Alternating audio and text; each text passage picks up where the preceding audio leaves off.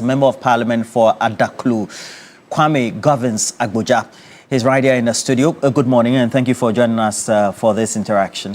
Good morning. Okay, great to have you. Yeah. And as it is, following the budget reading, of course, the plenary being apprised of what the 2026 financial statement will be by the Finance Minister, Kisiel Latto-Forson, roads also seem to have come up comprehensively over the period. Yeah. But even then, you've been doing some important work. You had to resolve the issues about the Pokwase in Sawam Road. How has it been for you at the ministry? Well, thank you very much. I want to take the opportunity to thank the TV3 and then the Media General Network for all the support you give government in covering activities in all sectors and in every community. And you are a platform that is viewed is seen as a credible platform, including the people in Adaklu. We are very grateful for this. I want to thank you specifically for being there wherever I go across the country to interact with the public contractors and everybody on the effort President Mahama is making to improve the road network in the neighborhood of everybody. It's been an opportunity to work with everybody, including yourselves, to improve the road network.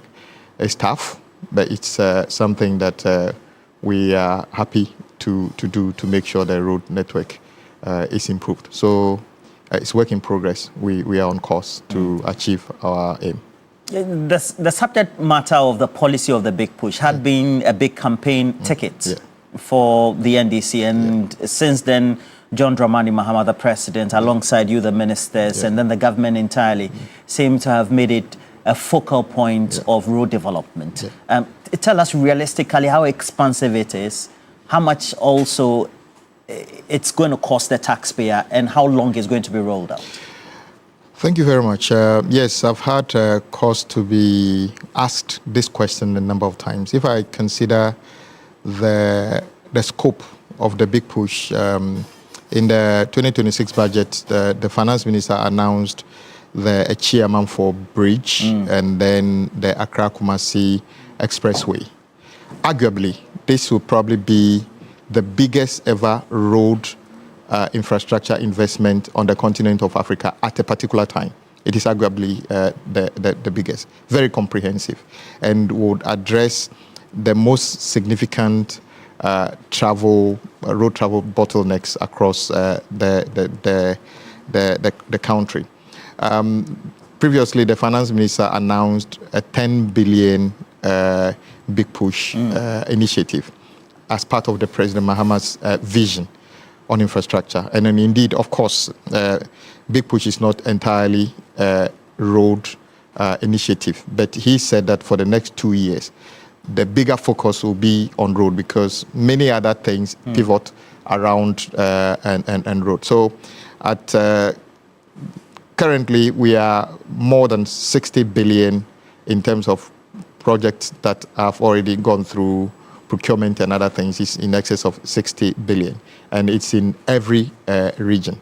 And we have currently been able to work with our contractors, and majority of contractors participating in this are already on site. I mean, I'm happy to thank all road contractors and consultants who have been working with us over the years, especially those participating in the big push.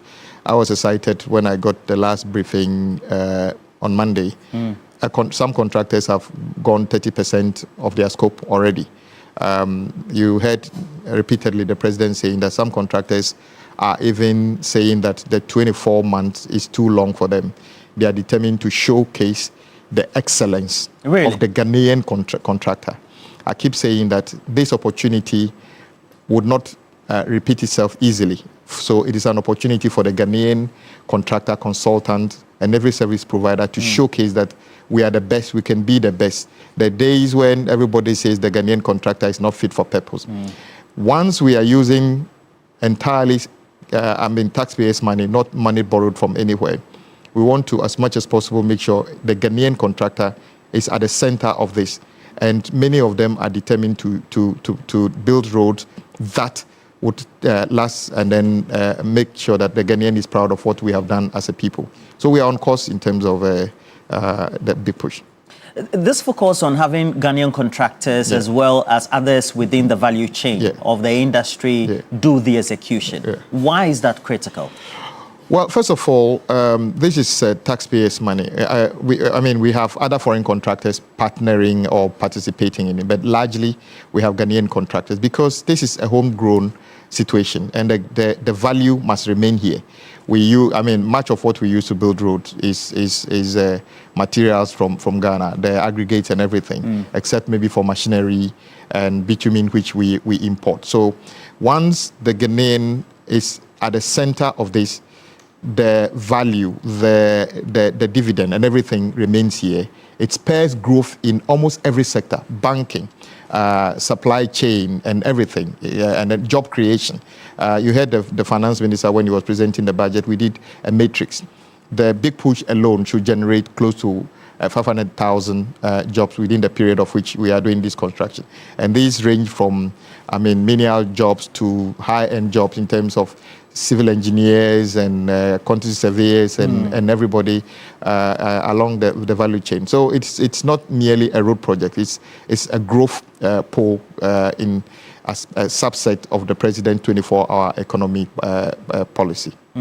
So it means that ultimately you're hoping that you can complete these projects within the stipulated period? I'm not hoping. We are determined to complete these projects by the close of 2027. And we're determined to do this, and we know with the support of the Ghanaian contractor and everybody, we are going to do this simply because we know for sure that one of the reasons projects go beyond their contractual period is the issue of unreliable payment and other things. And as the finance minister said in the 2025 budget, he set aside over 13 billion Ghana cedi to start that project. In the 2026 budget, is setting aside additional 30 billion. So we already have over 40 billion EMR between this year and next year. And I haven't received a single certificate this year for project because the contractors are now on site. I'm hopeful that by the middle of next month, I'll receive some certificates because I know some people have done 30% of the work.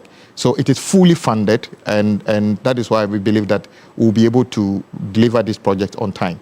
We are not intending to make this project the usual complaints about we couldn't finish because we've changed the scope or variation. There will be no unauthorized variations on this project. We work through it. Variations that come within the scope of the work are allowable, but if it's not part of what has been contracted, we are not going to take it. Even if it's in my constituency, additional work which has not been contracted will not be allowed, so that we can stay focused and do the work within the 24-month. I can guarantee you President Mahama will be commissioning some of these projects before the 24-month that is contracted elapses.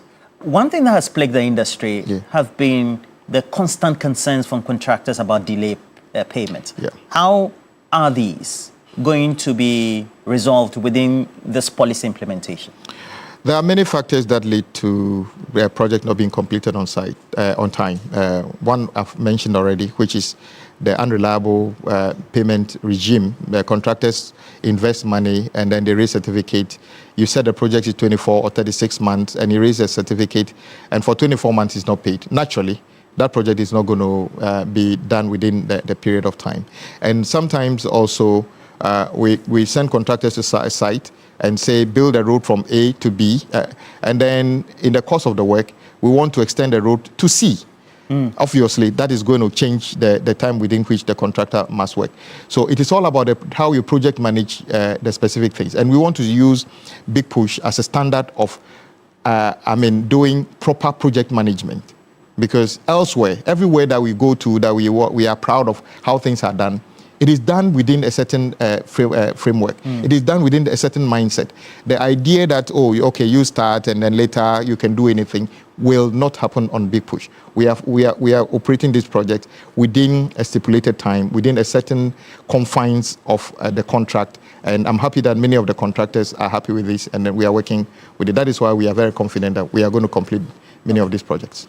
So do I take it then that the new route for the Accra-Kumasi expressway, as the ministry has started by way of your policy, is a flagship project for Big Push?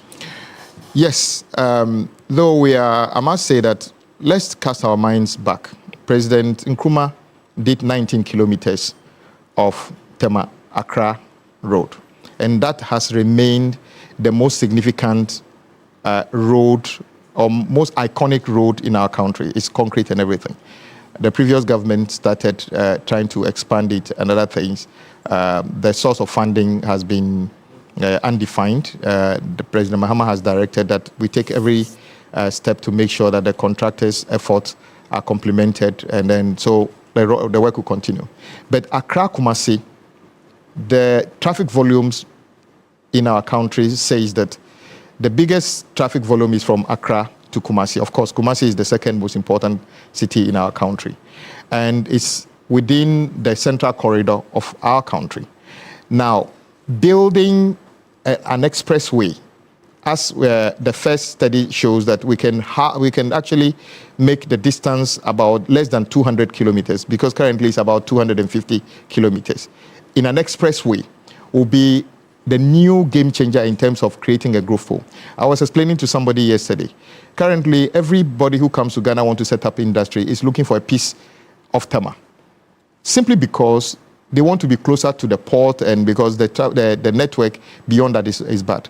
When the Accra-Kumasi expressway is completed, there's a future plan to link the railway from the port to connect a proposal that will take the railway. You know, there's a proposal, central corridor, all the way to activate Boankra and others.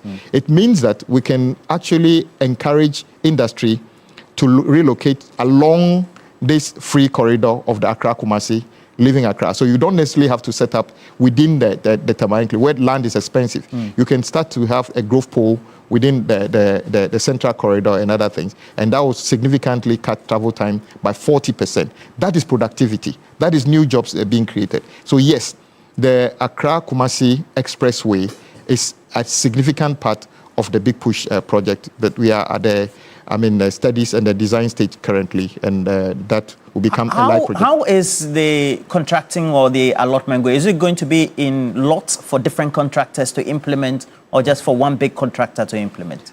You'll be surprised to know that even under the Big Push, the ones that are on site, we split the project into lots, simply because, you know, naturally, contractors would love to have a road. One contractor doesn't mind having a road from Accra to Paga, because it's good to have all these volumes of work. But realistically, the level of mobilization you need to do to build this road are beyond what one contractor can do. So even under the current program, we break the project largely 25 kilometers, 30 kilometers, so everybody can go to site and work within a reasonable period of 24 months and complete the work. So no, there's not going to be one contractor doing Accra to Kumasi for 6 lanes and interchanges and other things. That would be too much for any contractor in the world to do. In any case, we have so many contractors capable of doing. We want to give opportunity to many contractors to participate in this. Then that would mean that there could be concerns raised that if you're focusing on Big Push, you know, it means that the smaller ones get nipped in the bud. For example, the other ones that are arterial roads, connecting roads, feeder roads, etc. What happens to them by way of assurances to contractors? This is a very important question, and I keep telling people, Big Push is not equal to all road interventions in the country. As we speak, we are doing more in terms of length. We are doing more other roads than the big push. Okay, if you were to go to, let's say, the infamous Afariwa Junction into, how do you call it, Ashama currently.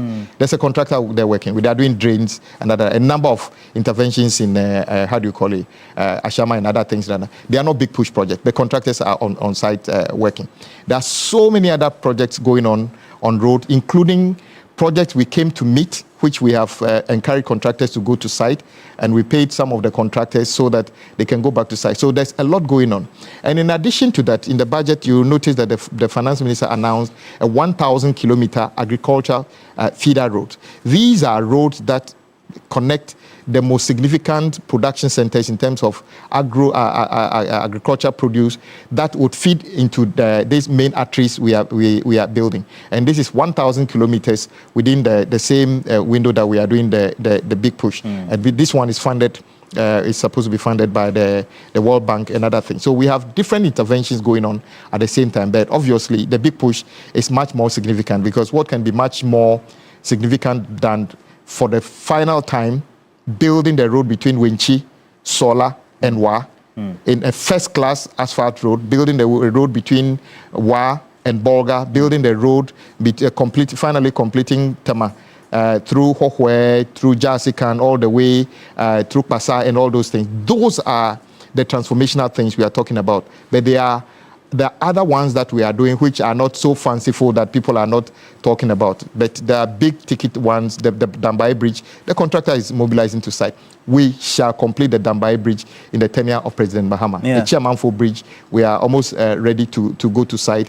These are things that we have dreamt about, has appeared in many budgets since President Rawlings' time, but finally, Ghana is in a position, and we are very lucky to have President Mahama, who will be the president who will finally take us to that destination to get these roads done in our lifetime.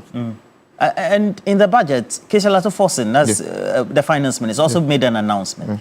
And I know, as part of the campaign, that it was again reiterated or stated that there will be a highway of a bridge of a sort between... Is it over the Volta Lake, Afram Plains area? Yes, that is the Chairmanfo one. The designs are almost complete. I'm expecting the final briefing this week, between today and Friday, and which would pave the way for the procurement process and then the contractor to start work on that one as well. If you go to that part of the country, you see how much we've left the potentials of the Afram Plains and other things. We always talk about it. Afram Plains is a food basket and everything. But the fact that we cannot cross easily, currently we cross with a ferry or pantu, whatever you call it currently, but we need to build a bridge. That bridge is about 3 kilometers and a very brilliant design being done currently. One that is bridged, you'll be surprised how much investment is ready. And don't forget, that enclave forms part of President Mahama's Volta Basin, development basin, which is supposed to unearth our biggest ever agro-processing potentials in the country. And how do you call it? Investors flocking from all over the world saying that once you do this, we are ready to invest our own money in all sorts of ways that will create the jobs that we needed, the sustainable jobs, increase our export potentials, and keep the city stable and make Ghana a place that we all are proud of and want to stay and work. As part of the literary review and then the sector engagement in terms of the stakeholder, etc., I engaged some of the contractors, and they said that over the years, over the last couple of years especially, they've been plagued with unpaid interim payment certificates that have been raised. How much do you, as Roads Ministry, the government of Ghana, or contractors generally? Currently, and I must say that it's a very sad situation, and it's partly, I'm a member of parliament. I know how many members of parliament insist, and how many letters I have on my table from paramouncies, from churches, from businesses, everybody asking for their road to be awarded on contract at the same time, irrespective of what the budget can accommodate. So at the time of transition, we were plagued with a contract on site in excess of 110 billion Ghana cedi. And a GOG certificate unpaid was about 21 billion. At the moment, the road fund unpaid bills is in excess of 6 billion. Cocoa Board, Cocoa Road Program, about 5 billion. So far more, almost close to 40 billion is owed contractors across the range of agencies that were awarding road. I must say that the finance minister, on the orders of the president, authorized and paid some amount of money in excess of 5 billion in the last 2-3 weeks. Indeed, that would appear to be one of the biggest payments at a single time in our recent history as well. The question is, how is this government able to do all these things when the door is shut on us in terms of borrowing and even the monies that were contracted through Parliament cannot be drawn down? Another thing, efficiency and better leadership. I heard people always ask me, how are you able to do this? And people say this is artificial and other things. If it was that easy to create an artificial solutions to the problems, how come the previous government didn't have the acumen to bring those artificial solutions and make the city stable and all these things and then pay contractors? How was President Mahama able to pay contractors over 5 billion even when we cannot borrow? When if actually there was a talk about the taxes reducing, because we are doing things much more efficiently and we are disciplined in the way we do things. That is part of the reason that we are able to do this. And we want to stay the course and make sure that these things we are doing become sustainable. Efficiency, discipline, and better governance does not become like something like just for the election. We want this to become the norm in our country, and we are very grateful for President Mahama insisting that everybody, including appointees, must stay the course and make sure that we do these things for Ghanaians. You're an industry person, and so you find yourself well placed within the ministry. What do you think you've noticed, whether as a member of parliament with oversight responsibility as a ranking on the sector committee, and then also now as minister, that you think perhaps has been plaguing contracts by way of compliance issues that you think could be reversed or you intend improving to ensure efficiency? Good. The finance minister, government decided that, for instance, before any road is contracted, we must get commencement certificate. So you cannot just walk to my office today. Even if you are the national chairman of the party, you cannot just walk to my office and demand that a road is awarded on contract. It must go through the process. Do we have a budget line for this? Does the finance minister give commencement authorization for it? If it's not, the answer I will simply give you is, I recognize your demand, but I don't have the power as a minister to do that. So the discipline of restraining yourself not to over-award is one of the first things. Secondly, once that is done, it will address the issue of payment to contractors, because it is only when you over-award and you don't have a budgetary allocation, that is when the contractor works and you cannot pay him. That is why I've had people asking me that you said we owe 40 billion. Where are the roads on which you spend the 40 billion? And I said that when I drove around the country, I asked myself the same question, that when I'm paying contractors, what am I paying for? Because almost all the roads that we are supposed to be paid for, are not complete. Sometimes have gone worse than what it used to be, because contractor abandoned site 4 or 5 years ago. So once that is done as well, it will help. And also the regime of efficiently monitoring and supervision of the project is one key thing we are supposed to do. You heard me repeatedly saying that henceforth, if you are a consultant working on a road project financed by the public purse, I advise that you take a professional indemnity insurance, because gone are the days when the road is built and fails, everybody says, this time round, we'll find out why did the road fail. Is it that the contractor did not comply with the specification? Did the consultant, did you actually certify that the contractor should be paid even though you know that the job was not done according to specification? And the third leg, which is the kind of materials we use. I have taken some samples of bitumen and other things from various roads quietly to a lab in another country. Almost all the roads that the samples we took failed. It turns out that the quality of bitumen that we are using on our road cannot be certified in Ghana. In Ghana, because whilst it is not easy for you to even sell water which is not certified by FDA and other things, you'll be surprised that there's no regime of certification for bitumen. Big Push alone, the bitumen to be used on Big Push alone could be in excess of 10 billion Ghana cedi. Imagine buying 10 billion cedis of unwholesome bitumen. How do you call it? Paracetamol. Or unwholesome rice into the country. How would the Ghanaian feel? So we are going to insist that some materials, especially those that are big budget ones, bitumen and other things, are only the ones that are certified, that we know that when they are applied, they do what we expect them to do in terms of the road finish. So we are taking different measures to make sure that the vision of President Mahama, when these roads are built, last. And the final one is overloading. We are taking steps to make sure that the regime where anybody can carry any size of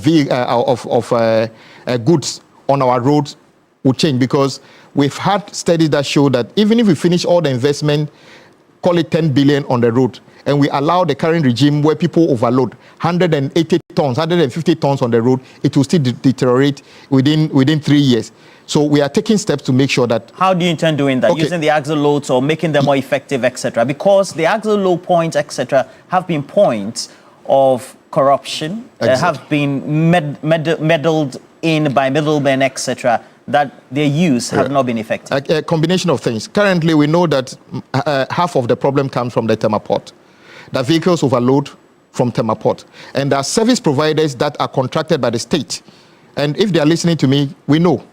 You are contracted by the state. You have built a weighing station at the port.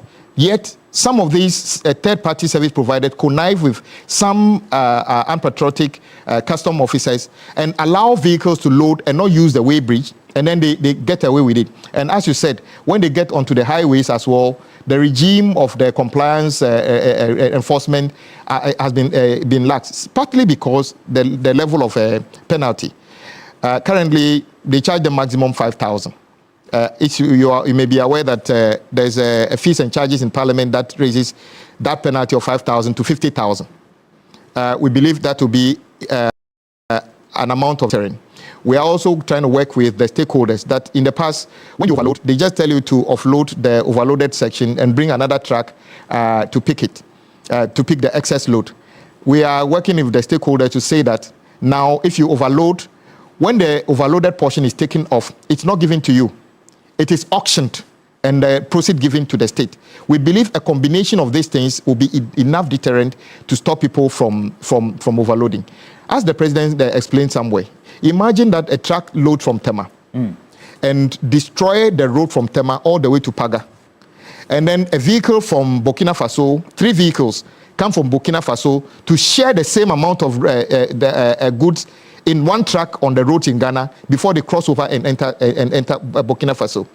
Without a doubt, Ghana spends or invests more money on our roads than Côte d'Ivoire, Burkina Faso, and Togo. How come their roads last longer than ours? It's simply because they insist and enforce strict loading on their road. You dare not do it. But in our country, people think that democracy means that you have the freedom to also do the wrong things. I think we need to take steps to correct that now. So we are working with the stakeholders to make sure that we address those things so that the investment of your money, of our money that we put in the road can be protected. It is not enough to build the road and leave it for few unscrupulous businessmen to overload and destroy the road in 3 years. I don't think that will be appropriate for us to do. So we will also bring a regime that makes sure that the roads are maintained and protected to last the years that we say the design life span that we make for them. But critically, making sure that the roads and the contracts continue. And we've seen that many of these construction works started from the previous regime are still continuing. By 2017, there was an announcement that though there should be a halt, there should be audit, etc. The finance minister, in his budget reading, did indicate that there were audit processes ongoing. So how are you doing that in tandem with the constructions or ongoing simultaneously doing the auditing? Okay. So when NPP took that decision in 2017, which suspended many roads, including roads in Adaklu, we gave an analogy that it's just like saying that there's a very bad student in a school or a very, very bad teacher in a school. So you are closing down the school. You should allow the school to go on and then you look out for that bad teacher or bad student. So what President Mahama directed is that no road contract should be suspended or stopped at any time. So since the beginning of the year, we never asked any contractor to stop work. And in fact, you saw me going around the country encouraging contractors, keep working. So the audit has been going on, but mostly about the certificates in the system.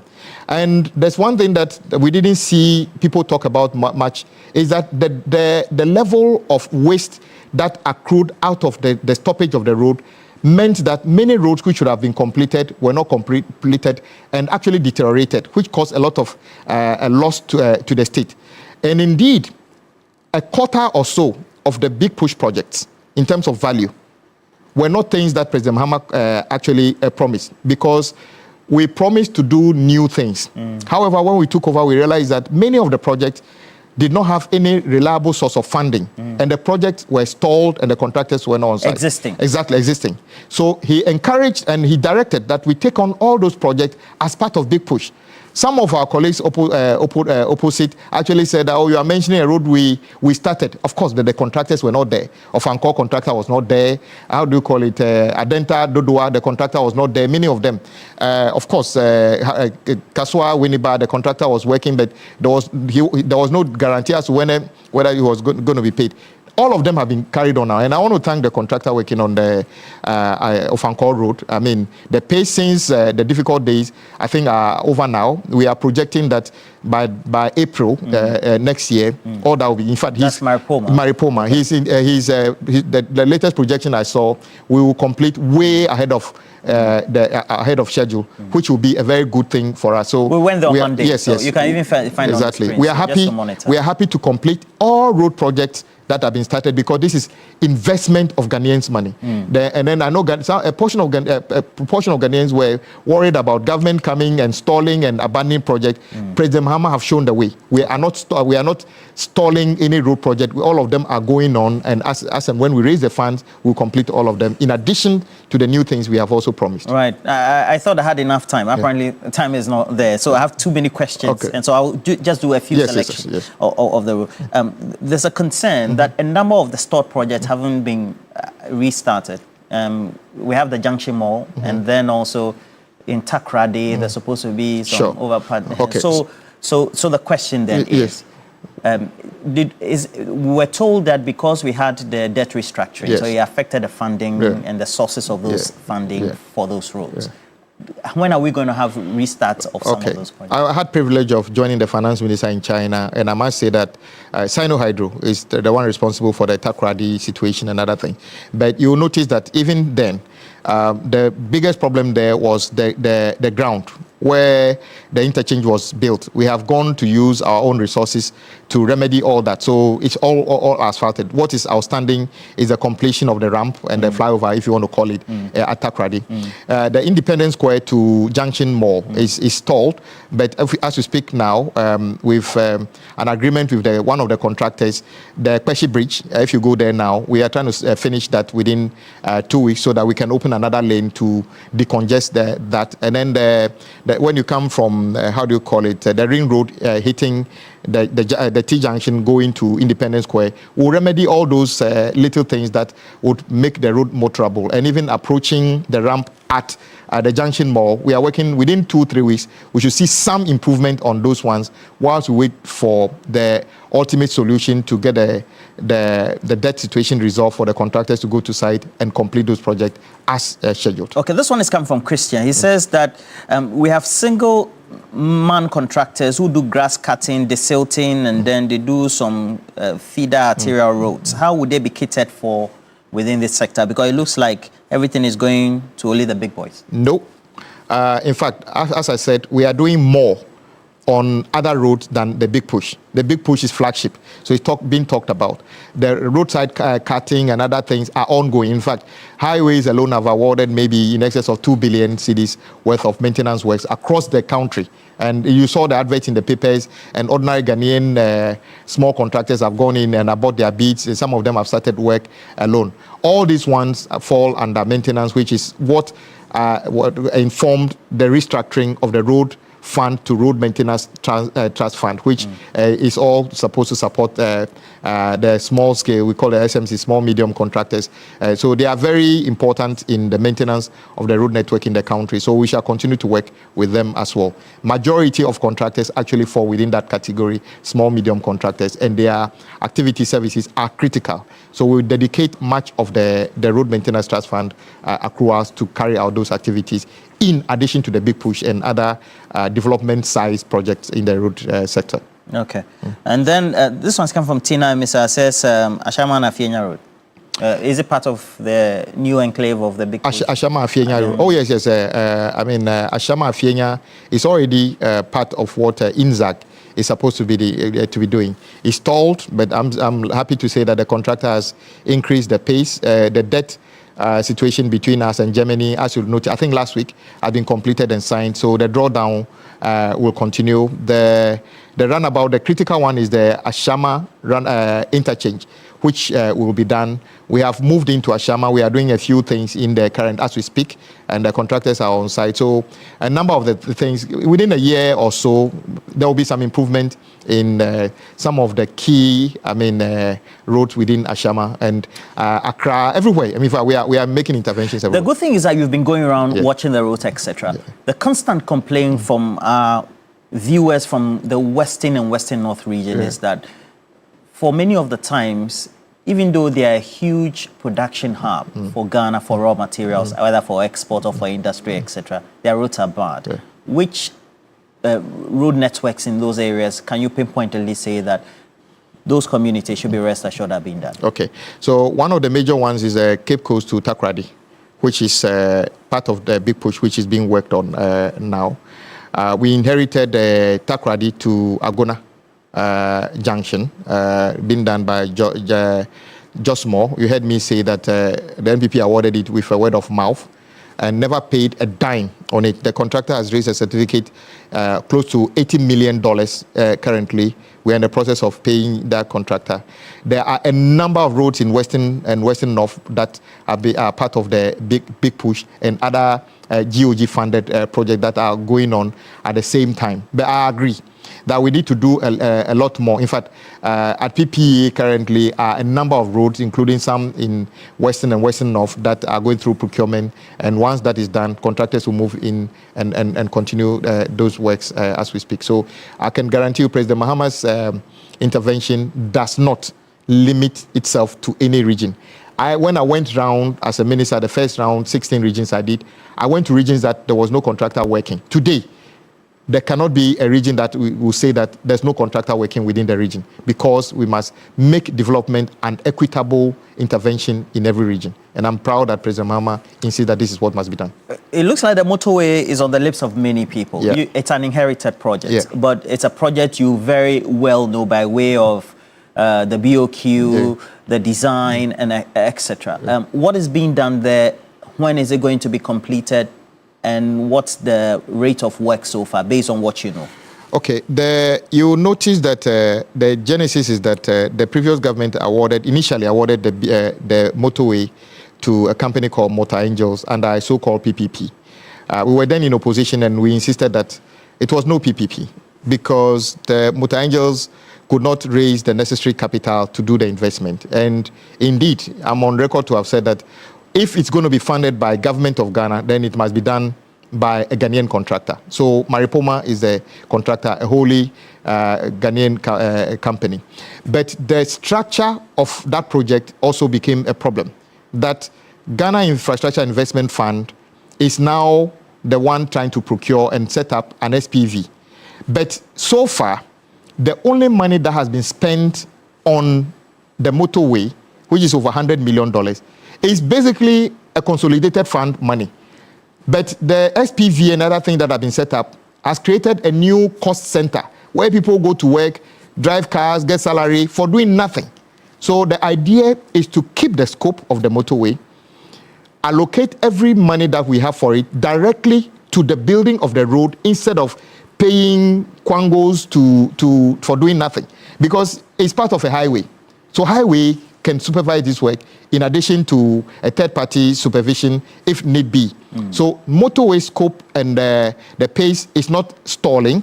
The contractor is on site. Work is moving on steadily. But the finance minister, in the course of the year, suggested that the project should go through a process, and the Ministry of Road and Highways, through Ghana Highway Authority, should be responsible for the delivery of it. So Ghana Infrastructure Investment Fund will focus on other things, and that is all that is happening. So we are on course with the Accra-Kumasi motorway as well. Would it be concrete or just like before? Yes, the wiring surface will be concrete as Nkrumah did it in the past. Okay, we have to wind up. Our time is up. Yeah. But Swedro through Asante mine to Achimodan. Yes. You're familiar with them? Yes. Those sections within the vicinity are being done. Others are also being prepared. Okay. And as and when the budget opportunities come, we will commence work on some of them as well. All right. Now, you comprehensively were harping on electronic tools. You haven't completed the roads. When are you going to tow them? Okay. So you'll notice that one of the things I said was that we want to use open, competitive process to select the operator. We are in the final leg of that process. It took months, but we have an opportunity to select an operator that ticks all the boxes and make sure we deploy in our view the best and most efficient tolling system in Africa.